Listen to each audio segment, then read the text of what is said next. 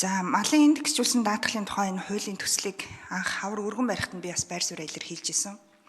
Засагдаад ороод ирэх болов гэсэн бас орж ирсэнгүү. Тэр дундаа манай тойргийн гишүүд энэ хуулийн төсөлд анхаарад үг хүсгээ нэмээд энийгээ сайжруулах болов гэсэн ерөөсөө тийм санал гараагүй байна.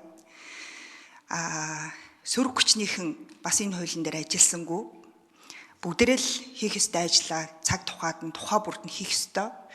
Малын индексжүүлсэн даатгалын тухай хуулийг дагаж өргөн мэдүүлж байгаа нь малчны тухай хуулинд орж байгаа заалт байгаа. Бүгд заавал малын индексжүүлсэн даатгал даатгуулах болж байгаа.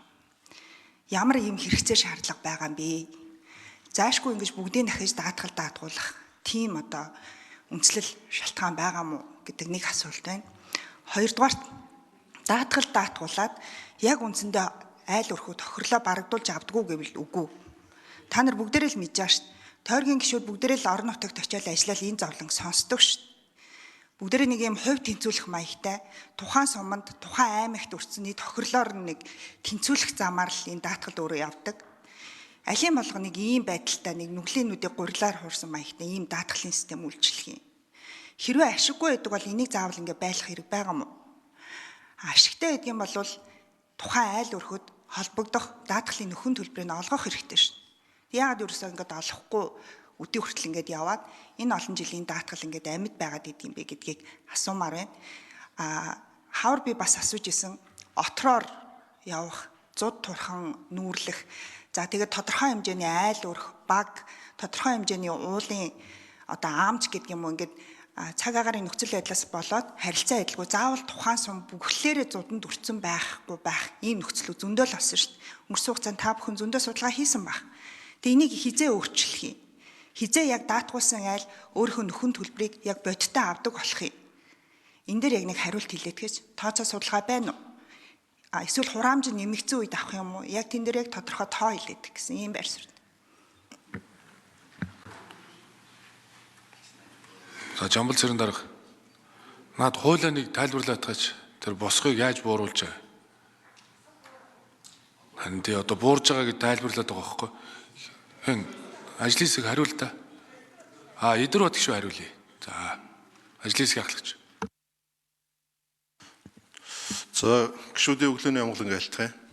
За малын индексжүүлсэн даатгалын тухай хуулинд засгийн газраас өргөн барьсан энэ нэмэлт өөрчлөлтийн ажлын хэсгийг бас ахалж ажиллалаа. Тэгээ энэ хугацаанд засгийн газарч бас нэлээдгүй судалгаа хийсэн юм байна. Малчтын дунд ажлын хэсгийн гишүүд ч гэсэн өнгөрсөн намрын чуулганы тусарлагаанаар өөрсдийн тойрог малчиттай баг дээр очиж уулзах уулзлуудыг зохион байгуулсан. Мэдээж засгийн газрын өргөн барьсан хуулийн төсөл болон малчтын тавьж байгаа хүсэлт шаардлагын хувьд бол бас зарчмын зөрүүтэй саналууд бол бас мэдээж байгаа. Энэ хуулийг өшөө цааш нь сайжруулах шаардлага байгаа юу гэвэл байгаа. Басан жаргалах гишүүнтэй санал нэг байгаа. Гэхдээ саяны хэлдэг малчтыг нөгөө албан журмын даатгал шиг хэмжээнд аваачиж гэн гэдэг бол бас буруу ойлголтоо. Засгийн газраас бол төрөөс ямар нэгэн хөнгөлөлтөө зээл тусламж авч л байгаа бол энэ малын индексжүүлсэн даатгалын даатгал заавал даатгах ёстой гэсэн ийм зүйл заалтыг оруулж ирсэн. Ажлын хэсгийн хувьд бол заавал ийм албан журмын даатгал шиг тийм хэмжээнд бол аваачиж болохгүй. Өнөөдөр малчт руу хандсан маш их хөтөлбөр, маш их хөнгөлөлтөө зээлүүд явж байгаа. Энэ тохиолдолд хэрвээ ингэ баталчих юм бол яг нөгөө албан журам гэдэг юм руугаа орчих гээд байна гэж.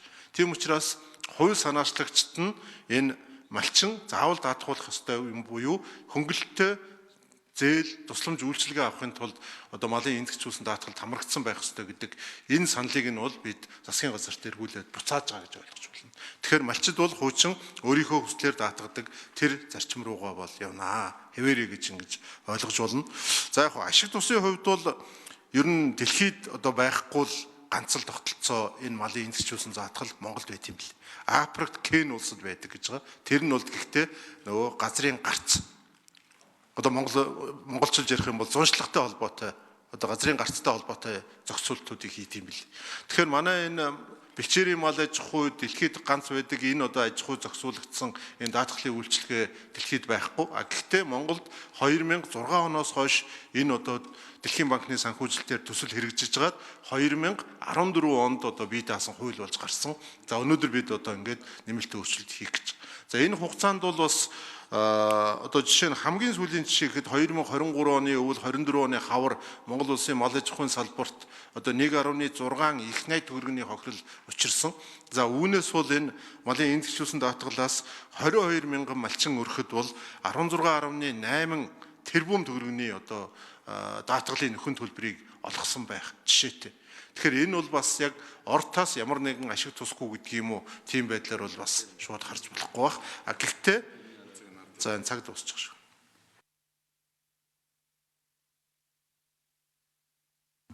За баасан жаргалын шүүн тодруулна.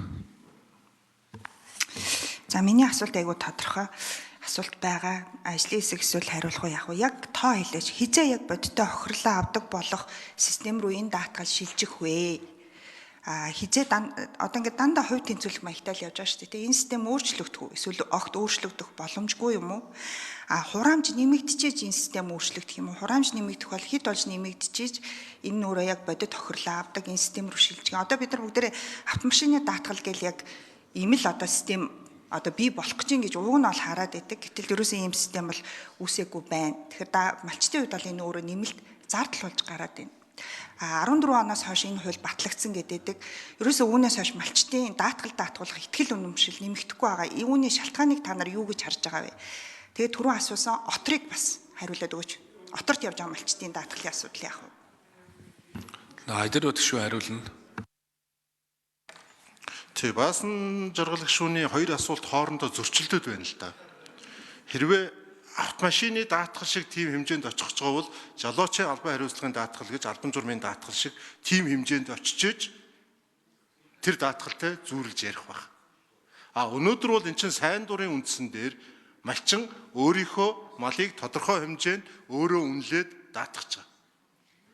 Тэгэхээр би түрүүнд хэлсэн дэлхийд бол одоо яг энийг ингээд уурайчих жишг бол бидэнд байхгүй юм байна. Гэхдээ яг саяны баасан жаргал гишүүний одоо хэлж байгаа шиг ийм даатгал 1968 онд одоо нэгдэл гэж явах үед бол хийсэн бил. Тухайн үед нэгдлийн малыг даатгуулад яг хотонд хорогдсон хэмжээгээр нөхөд дээдл нэг 40% л одоо даатгалт хамрагдж ирсэн. Тэгээ энэ тогтолцоо бол цаашдаа явахгүй байна гэдэг ингээд 80-аад онд бол энэ зогссон ийм түүх бол бас байд юм бил. Гэхдээ энэ малын эндэгчүүлсэн даатгал гэж одоо мал аж ахуй дүүсэд байгаа 1 минут авчих. За айдар өтгшүүнд нэмэлт 1 минут. Мал аж ахуйд ганцхан зуд гэдэг ийм хохирол үүсгдэггүй, гамшиг болдгоо. Энэ үер малын одоо гоц халдварт өвчин, за тэгэл аянга захилгаан гэл олон зүйлүүд малчид маш их эрсдэлтүүнд энэ мал аж ахуйг өнөөдөр манлаад явж байгаа. Энэ мал аж ахуйн салбарыг бид өшөө цогц даатгалын хэмжээнд аваачих ийм зайлшгүй шаардлага бол би бол урган гарсан гэж ингэж бол харж. Малчидтай уулзгаж энийг ярьдаг. Тэгэхээр нэр бүхий гишүүдээс бол энэ малын эндэгчүүлсэн даатгалын хуулийн дээр энэ даатгалын системийг өшөө боловсронгуй болгох тал дээр бас одоо хуулийн төслийг өргөн барих бэлтгэлээ хангаад засгийн газарт одоо өргөн барьсан. Харамсалтай засгийн газар дэмжих боломжгүй ийм санал ирүүлсэн. Гэхдээ энийг өшөө шаашин засаад саяны хэлдэг энэ байгалийн одоо давхцгүй хүчин зүйл болон энэ малын эрүүл мэндтэй холбоотой олон зүйлүүдийг бас зохицоор нь авч үзэх ийм хуулийн төсөл бол зайлшгүй одоо хийх ёстой байна гэсэн ийм л одоо дүгнэлтэнд ажлын хэсэг бас. За ажлын хэсгээс нэмж хариулъя. Энэ жавхланд цагирал. 4-р микрофон. За улсын их хурлын дарга эрхэм гишүүд өнөөдрийн мэндийг хүргэе. Үндэсний давхар даатгал хөгжүүлэлт компаниг гүйцэтгэж жавхланд. За баасан жаргал гишүүний асууж байгаа асуулт бол яг бидний мэргэжлийн хэлээр уламжлалт мал аж ахуйн даатгал гэж хэлдэг. Эдвард гишүүний хэлсэнчлэн уламжлалт мал аж ахуйн даатгалыг Монгол улс 1968 оноос хойш хэрэгжүүлээд 1990 онд үндсэндээ зогссон. Өөрөөр хэлбэл уламжлалт мал аж ахуйн даатгалын бүтээгдэхүүн болвол эдийн засгийн хувьд үр ашигын хувьд орчин тогтнох боломжгүй болоод 90 оноос хойш энэ даатгалын бүтээгдэхүүн огт яваагүй маа. Тэнд хугацаанд 2005 он хүртэл хугацаанд мал аж ахуйн салбарт ямар нэгэн даатгалын тогтолцоо байхгүй явж хагаад 2005 оноос Монгол улсын мал аж ахуйн салбар даатгалын тогтолцоог бий болгох шаардлагатай гэж үзэж Дэлхийн банктай хамтарсан төсөл хэрэгжүүлсэн. Энэ дээр Дэлхийн банкны мэрэгжлүүд бол Монгол улсын эрдэмтэн судлаачдын хамтарсан бүрэлдэхүүнээр индекс суурилсан даатгалын бүтээгдэхүүн Монгол улс тохиромжтой Жавхлантаа гол асуултанд хариул. Эсэлтийн шалгалт нь хүүхэд конкурст нэг билет цуглаад ярьж байгаа юм шиг юм ярих юм. Яа игээд байгаа юм бэ гэдээ асуугаад байна шүү дээ. Хүүхд хэдэн он мон одоо наадах чинь ямар хүнд хэрэгтэй.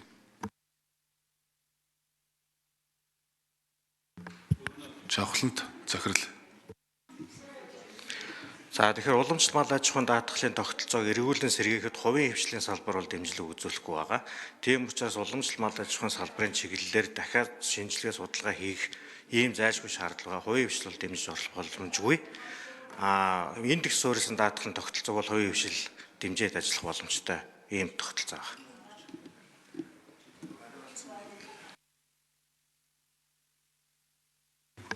Ганц зургийн тэмүүлэн гişүн асуулт асууна.